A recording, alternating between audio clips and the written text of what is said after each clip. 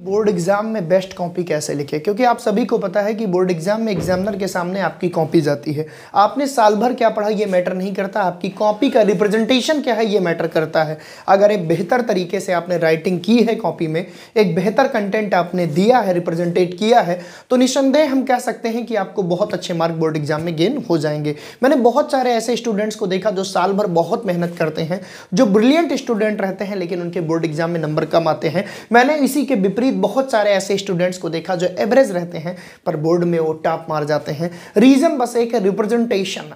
आप कैसे अपने आप को उस कॉपी में उतारते हैं, आप कैसे अपने आप को 3 घंटे के उस पेपर में अपनी कॉपी पे प्रस्तुत करते हैं। सारा खेल रिप्रेजेंटेशन का है, सारा खेल आपके कॉपी का है, सारा खेल राइटिंग स्किल का है। जो ये सीख गया वो बोर्ड एग्जाम में बहुत आसानी से मार्क गेन कर सकता है, नहीं तो सब आते हुए भी आप बेकार कर दोगे। तो उन्हीं में से कुछ टिप्स को आज मैं आपके सामने लेकर आया हूं। सबसे पहले तो मैं ये कहूँगा, जब भी आप किसी भी बोर्ड एग्जाम को देने जाएं तो सबसे पहले आप क्वेश्चंस पेपर को जरूर पढ़ें। सबसे पहले आपको क्या करना है, क्वेश्चंस पेपर को बहुत कंसंट्रेशन के साथ ध्यान पूर्वक पढ़ना है। कई बार होता क्या है प्यारे बच्चों, क्वेश्चंस में लिखा है कि इनमें से कौन सा नहीं है और आपको लगता है इनमें से कौन सा है। आप बिना पूरा प्रश्न पढ़े हुए आंसर टिक करके चले आते हो, आपको लगता है मैं सही हूं और बाद में नंबर नहीं मिलता। तो सबसे पहले तो क्वेश्चंस पेपर को बहुत अच्छे से आपको रीड करना है, ठीक है।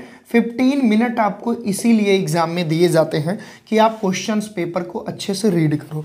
दूसरी चीज़, आपके पास नए पेन का यूज़ मत करना। देखो ये सारे ऐसे टिप्स बता रहा हूँ जो आपको कोई नहीं बताएगा।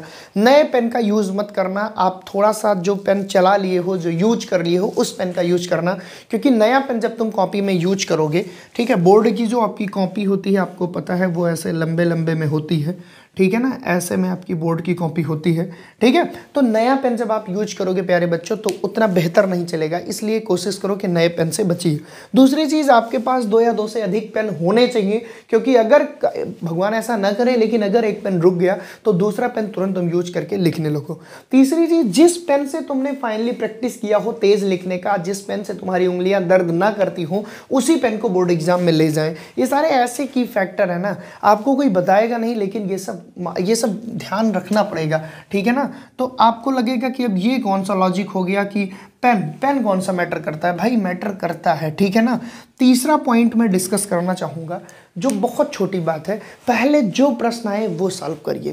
पहले आपको जो क्वेश्चंस आ रहे हैं उन्हें सॉल्व करिए, क्योंकि होता क्या है, जब एग्जामिनर आपका पहला पेज देखता है तो वो पढ़ता है, और अगर पहले पेज पे इंप्रेशन बेहतर है, पहले इंप्रेशन में अगर वो खुश हो गया, 5 में 5 नंबर आपको दे दिया, तो मैं गारंटी के साथ कह सकता हूँ कि नेक्स्ट क्वेश्चन का आंसर अगर आपने थोड़ा डाउन भी लिखा है तो उस पर भी 5 में 5 मिल जाएगा, क्योंकि लोग कहते हैं ना फर्स्ट इंप्रेशन ही लास्ट इंप्रेशन होता है। दूसरी चीज़, जब हमको आ ही रहा है कोई प्रश्न तो उसे हम पहले पेज पे लिखें। भाई पहले ही हम, कुछ लोग गलती क्या करते हैं, कुछ लोग कहते हैं क्वेश्चन नंबर 1 से लिखेंगे, आए या ना आए। भैया आपने हेडिंग लगाई क्वेश्चन नंबर 1 और आपने छोड़ दिया, आपको नंबर नहीं मिलेगा, वही इंप्रेशन खराब, पहला ही क्वेश्चन गलत कर दिया। क्वेश्चन नंबर 5 आ रहा है तो पहले क्वेश्चन नंबर 5 डाल के लिखो, लेकिन बेस्ट लिखो। तो कोशिश करना जो पहला पेज हो कॉपी का वो बहुत ही अच्छा हो, वेल डिजाइंड हो, काट पीट ना हो, ठीक है ना। तो मैं यहाँ पे लिखना चाहूँगा कि फर्स्ट पेज बहुत मैटर करता है, फर्स्ट पेज, ठीक है ना। फर्स्ट पेज जो हमारा होना चाहिए प्यारे बच्चों, कैसा होना चाहिए, इंप्रेसिव होना चाहिए, जिसको देख के एग्जामिनर नंबर देने पे मजबूर हो जाए। दूसरी बात, पहले हम उन क्वेश्चंस को छांट लें जो हमको आता है, उनको कर लेना चाहिए।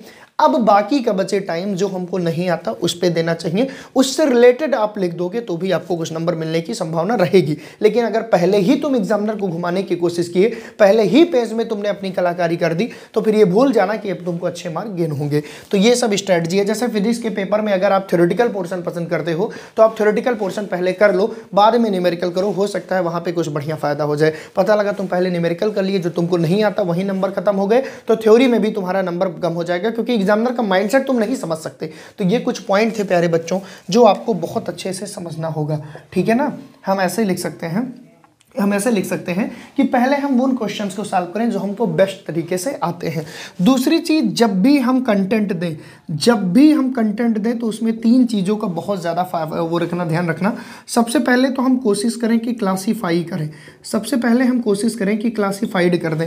जैसे मान लो आप क्या पढ़ रहे हो, सेल पढ़ रहे हो बायोलॉजी में, सेल का आपको क्या लिखना है, स्ट्रक्चर लिखना है, सेल के ऑर्गेनेल के बारे में लिखना है, तो उनको क्लासीफाई कर दीजिए, ऐसे माइटोकॉन्ड्रिया, ऐसे सेल वॉल, ऐसे आपकी गोल्गी बॉडी, लाइसोसोम, राइबोसोम, ठीक है ना।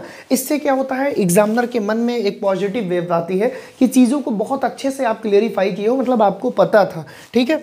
दूसरी चीज़, कोशिश करिए ज़्यादा से ज़्यादा आप डायग्राम लिखिए, बिकॉज साइंस में डायग्राम का बहुत महत्व होता है।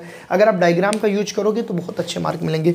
तीसरी चीज़ प्यारे बच्चे, मैं बताना चाहूँगा कि जितना हो सके उतना एग्जाम्पल लिखो, क्योंकि साइंस इन्हीं 3 चीज़ों पर डिपेंड करता है, ठीक है। तो ये स्किल होनी चाहिए आपको कंटेंट लिखने की। बाकी इस पर मैं एक अलग से वीडियो जरूर आपको दूंगा। लास्ट में मैं इतना बोलना चाहूँगा कि आपके पास पहले से आपके पास स्ट्रेटजी होनी चाहिए टाइम मैनेजमेंट की। कई बार होता क्या है, आप छोटे क्वेश्चंस पे ज़्यादा टाइम दे देते हो और बड़े क्वेश्चंस को करने के लिए समय ही नहीं बचते और आप फ्रस्ट्रेट हो जाते हो। तो पहले ही माइंडसेट बना लो कि एक लॉन्ग आंसर में इतना समय देना है, शार्ट में इतना देना है और वेरी शार्ट में इतना देना है। इसके लिए एक वीडियो अगर आप नीचे कमेंट करोगे तो मैं आपको जल्दी ही दूंगा कि किस क्वेश्चन पे कितने नंबर पर कितना समय आप दे सकते हो, एक बेहतर टाइम मैनेजमेंट। तो ये कुछ टिप्स थे प्यारे बच्चों, अगर जिनको आप फॉलो करते हो तो बहुत अच्छी कॉपी आपकी रहेगी और 70 में 70 आप गेन कर सकते हो। नहीं तो पढ़े लिखे मूर्ख कहलाओगे आप कॉपी अच्छे से रिप्रेजेंटेट नहीं कर पाओगे। तो आई होप आपको इस वीडियो से बहुत हेल्प मिली होगी। अगर हेल्प मिली इस वीडियो को शेयर कर देना सारे दोस्तों तक।